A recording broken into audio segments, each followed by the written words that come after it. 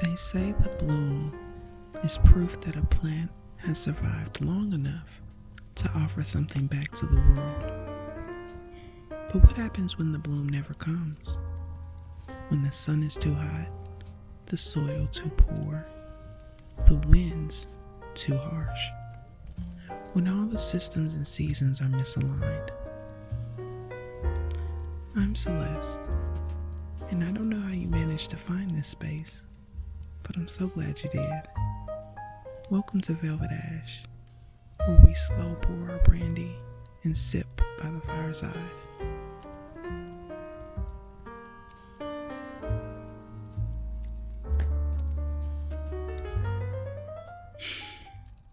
I don't know where you are in the world, but if you're in the northern hemisphere, I think it's safe to say that you've experienced how brutal this summer has been. I love to garden. It's one of those things that calms my mind when the noise of life gets too loud. But this year, my strawberries and tomatoes refused to bloom. I rotated them to new soil, added compost, gave them shade. I watered them more. I spoke life over them. And still, not a single fruit. It got me to thinking, how many of us are doing everything right, following all the steps, checking every box, and still not seeing any fruit? In a world possessed by production, where the harvest is everything, how do we embrace ourselves when we're in seasons of drought? We can't choose the people, the conditions, nor the circumstances we are born into any more than a plant can choose its soil.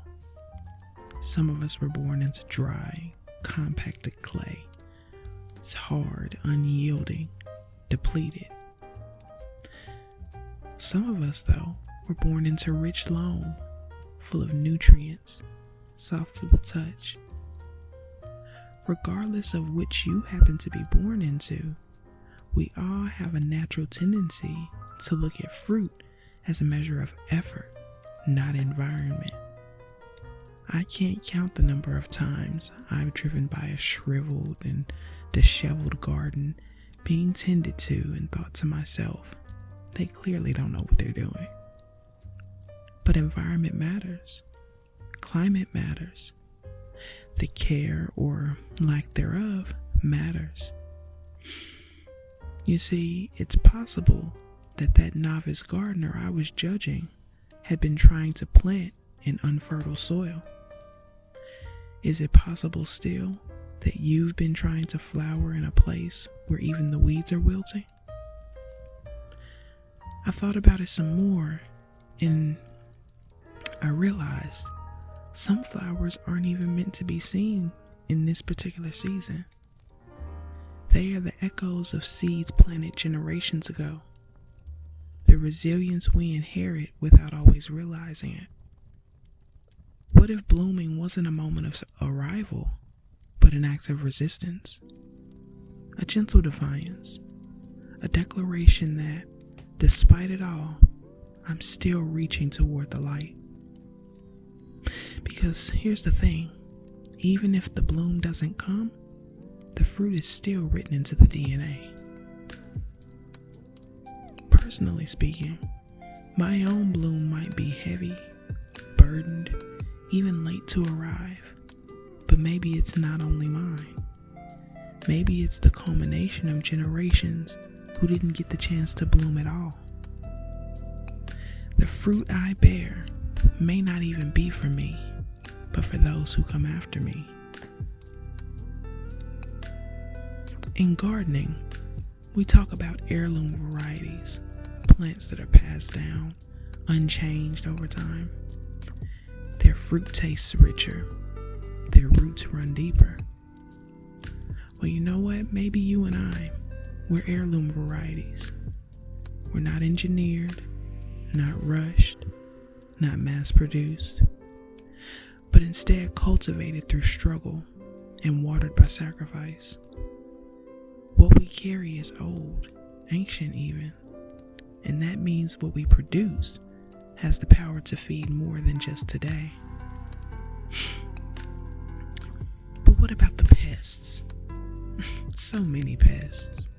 Spider mites, fungus gnats, mealybugs, thrips. I had a particularly aggravating aphid infestation, honestly. Those tiny saboteurs bite at your roots and feed on your leaves. They'll drain the life from even the tiniest buds. And what's more, if you're not diligent and swift about removing them from your garden, what starts off as one or two soon becomes a swarm, and their arrival is all but inevitable. I'm sure you've battled your own invasion of pests, those subtle, often even invisible forces that drain your energy. Self-doubt, anxiety, family dynamics, systemic inequities, unspoken expectations, betrayals, delays, and dare I say, narcissists. You can be doing everything you were told is the right thing to do and still have something nibbling away at your buds. Sometimes the pests look like people, and other times they sound like your own voice. The labor of tending to yourself in these conditions is immense and invisible. But understand this, you are not failing, you're fighting. And even if the bloom hasn't come yet, your roots are still intact. Some flowers bloom at night, others only after fire. If you're still here, still trying, still tending, still rooting, you are the blossom. And your roots might be building the foundation for something far more enduring. Me? I bloom now because someone before me could not. I bloom now because someone hoped I would. And what I produce will carry the flavor of their prayers. Maybe blooming isn't just a flash of color or a mark of success. Maybe it's a sacred threshold, a quiet turning point, when something deep within decides it's time to give back. To bloom is to offer, to surrender, to rise, even when the season still feels uncertain. Not because it's safe, not because it's easy, but because something inside you still believes in the light. So maybe blooming isn't the fruit, maybe it's the fight. The part of you that chooses to show up, bruised, unsure, but still reaching. And that's enough. You don't have to bloom on schedule, but if you've been nurturing something quietly, tenderly, I hope you give yourself credit for that too.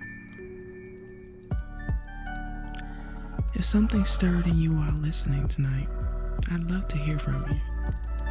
Tell me, what's one thing you've been nurturing this year that hasn't quite bloomed yet? Leave a comment and share your thoughts. I read every one.